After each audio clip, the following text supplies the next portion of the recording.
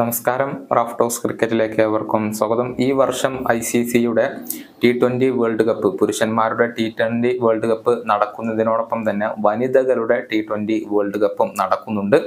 വരുന്ന ഒക്ടോബർ മാസത്തിലാണ് അതിന് തുടക്കമാവുക. കൃത്യമായി പറഞ്ഞാൽ ഒക്ടോബർ 3-ാം തീയതിയാണ് വനിതകളുടെ T20 വേൾഡ് കപ്പിന് തുടക്കമാവുക.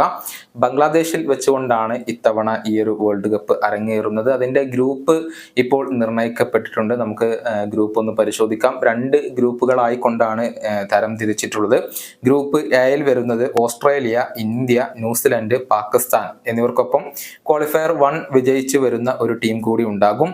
ഗ്രൂപ്പ് ബിയിൽ ഇടം നേടിയിരിക്കുന്നത് South Africa, England, West Indies, Bangladesh, അതുപോലെ തന്നെ ക്വാളിഫയർ 2 വിജയിച്ച് കൊണ്ടുവരുന്ന ടീമും ഉണ്ടാകും. അങ്ങനെ 10 ടീമുകൾ മാറ്റുരക്കുന്ന ഒരു വേൾഡ് കപ്പാണ് ഇപ്പോൾ അരങ്ങേറുന്നത്. ആകെ 23 മത്സരങ്ങളാണ് 19 ദിവസങ്ങളിലായി കൊണ്ട് നടക്കുക. ബംഗ്ലാദേശിലെ ധാക്ക, അതുപോലെ തന്നെ സിൽഹത്ത് തുടങ്ങിയ സ്ഥലങ്ങളിൽ വെച്ചുകൊണ്ടാണ് ഈ ഒരു മത്സരങ്ങൾ നടക്കുക. ഒക്ടോബർ 17, 18 എന്നീ തീയതികളിലാണ് സെമി ഫൈനൽ പോരാട്ടങ്ങൾ നടക്കുക.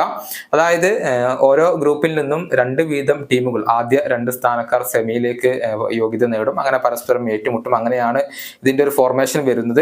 അതുപോലെ തന്നെ ഒക്ടോബർ 20-ാം തീയതി ധാക്കയിൽ വെച്ചുകൊണ്ടാണ് ഇതിന്റെ ഒരു കലാശ പോരാട്ടം അഥവാ ഫൈനൽ മത്സരം നടക്കുക.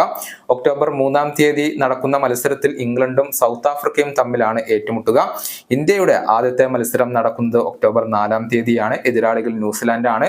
ഏറ്റവും കൂടുതൽ കിരീടം നേടിയത് മറ്റാരുമല്ല, ഓസ്ട്രേലിയ തന്നെയാണ്. ഈ വീഡിയോയുടെ അവസാനിപ്പിക്കുന്നു. വീണ്ടും കാണാം.